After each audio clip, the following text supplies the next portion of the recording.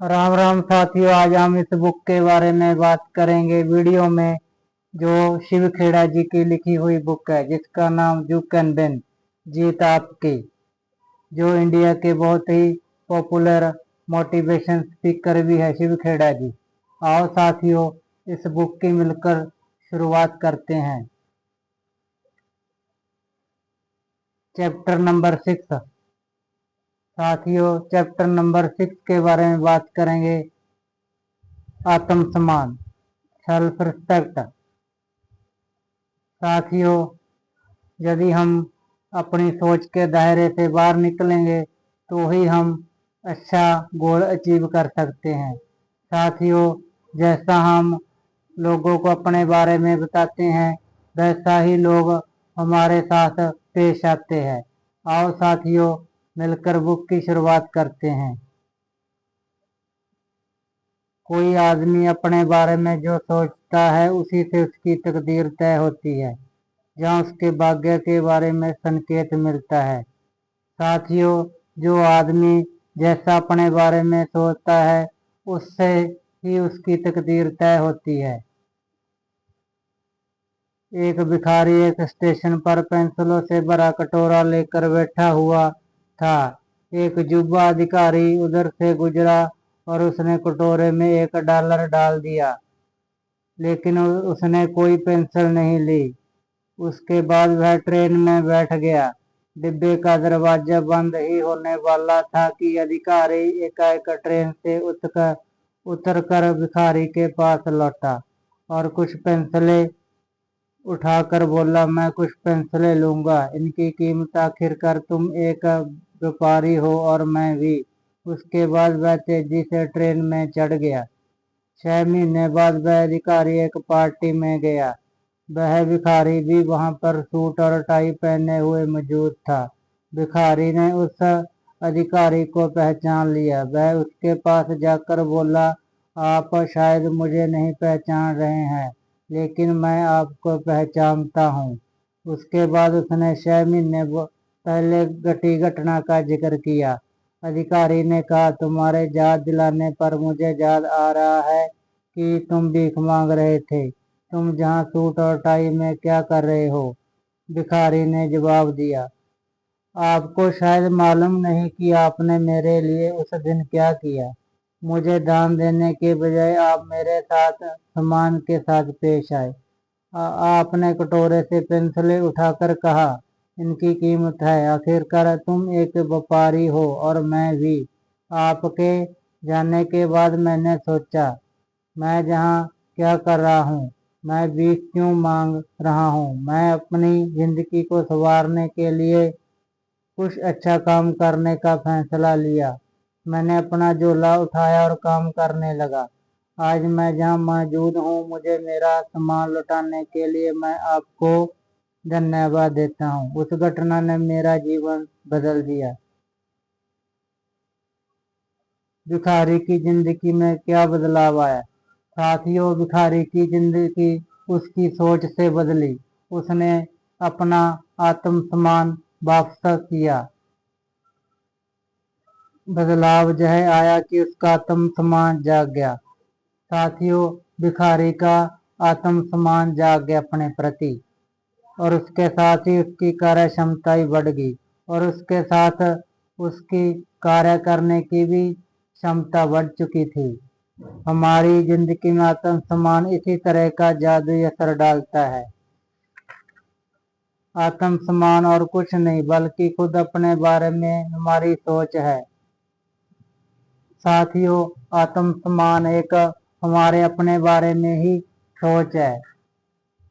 अपने बारे में हमारी जो राय होती है उसका हमारे काम करने की शक्ति, रिश्तों, माँ बाप के रूप में हमारी भूमिका, जिंदगी में हमारी उपलब्धियों, जानी हर चीज पर काफी गहरा असर पड़ता है। ऊंचे दर्जे के आत्मसम्मान से जिंदगी खुशहाल, संतुष्ट और मकसदों से भरी जिंदगी बनती है। हम अगर खुद को मूल्यवान नहीं मानते तो हम ऊंचे दर्जे का स्वाभिमान भी पैदा नहीं होगा। आत्मसम्मान की वजह से हम उत्प्रेरित होते हैं। इतिहास में जितने भी महान नेताओं और शिक्षकों का जिक्र है, उन सब का मानना था कि सफल होने के लिए इंसान आत्म प्रेरित होना जरूरी है। हम अपने बारे में जो सोचते हैं उसका एहसास अनजाने में ही दूसरों को भी करा देते हैं और दूसरे लोग हमारे साथ उसी ढंग से पेश आते हैं। साथियों, हम जैसा लोगों को अपने बारे में बताते हैं, वैसा ही लोग हमारे साथ व्यवहार करते हैं। ऊंचे दर्जे आत्मसम्मान वाले लोग खुद में दृढ़ विश्वास और क्षमता पैदा करते हैं और वे जिम्मेदारियां कबूल करने के लिए तैयार रहते हैं। वे जिंदगी का सामना आशावादी नजरिए के साथ करते हैं, रिश्तों को बेहतर बनाते हैं और उनके जीवन में अधिक परिपूर्णता होती है। वे प्रेरित और महत्वाकांक्षी होते हैं। वे अधिक संवेदनशील भी होते हैं। उनकी काम करने की क्षमता और खतरे मोल लेने की योग्यता बढ़ जाती है। नए अवसर और चुनौतियों को वे खुले मन से स्वीकार करते हैं। वे बड़ी चतुराई और सरलता के साथ दूसरों की आलोचना या तारीफ कर सकते हैं और अपनी आलोचना या प्रशंसा स्वीकार कर सकते हैं। आत्मसम्मान एक एहसास है जो अच्छाई को समझने और उस पर अमल करने से पैदा होता है।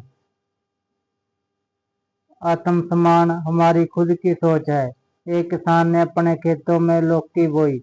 उसने बिना कुछ सोचे समझे एक छोटी सी लौकी को बेल समेत एक शीशे में जार में रख दिया। फसल काटने के समय उसने देखा कि जार में रखी लौकी केवल उतनी ही बड़ी हो सकी जितना वह बड़ा जार था।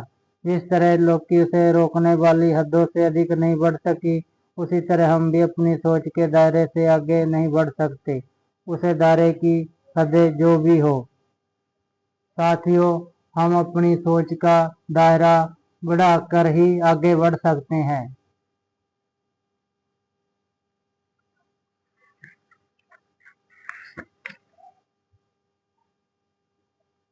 हम अपने बारे में जिस ढंग से सोचते हैं वही हमारा आत्मसम्मान है और हम हमारे मन में खुद को जैसा देखते हैं वही हमारी आत्म छवि है। हम जब खुद के बारे में अच्छा महसूस करते हैं तो पूरी दुनिया अच्छी लगने लगती है। हमारी उत्पादकता बढ़ जाती है और रिश्ते बेहतर हो जाते हैं। इसका उल्टा भी उतना ही सही है।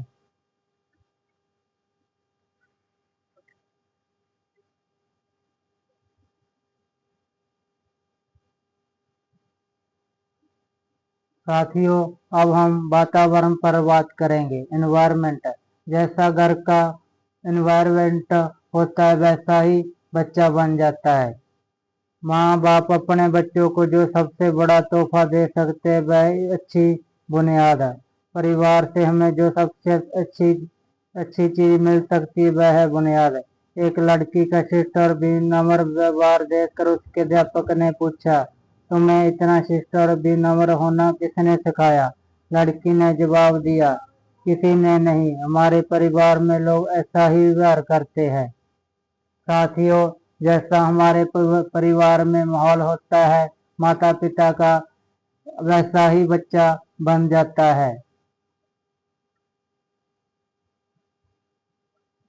परवरिश, प्रिय नागरिकों, तुम अपने बच्चों की देखभाल में इतना कम ध्यान क्यों देते हो और दौलत पाने के लिए पत्थरों को तराशने में इतना ज्यादा समय क्यों देते हो, जबकि एक दिन जैसा बच्चों के लिए छोड़ जाना है। सुकरात, अपने बच्चों की अच्छी परवरिश करने के लिए हमें दुगना वक्त और आधा पैसा खर्च करना चाहिए।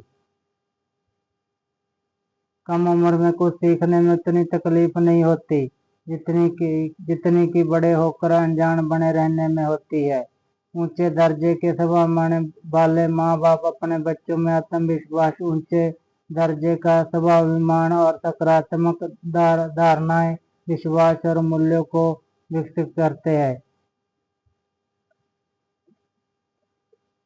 साथियों, अगर वीडियो अच्छी लगी कमेंट और लाइक जरूर करना। राम राम साथियों।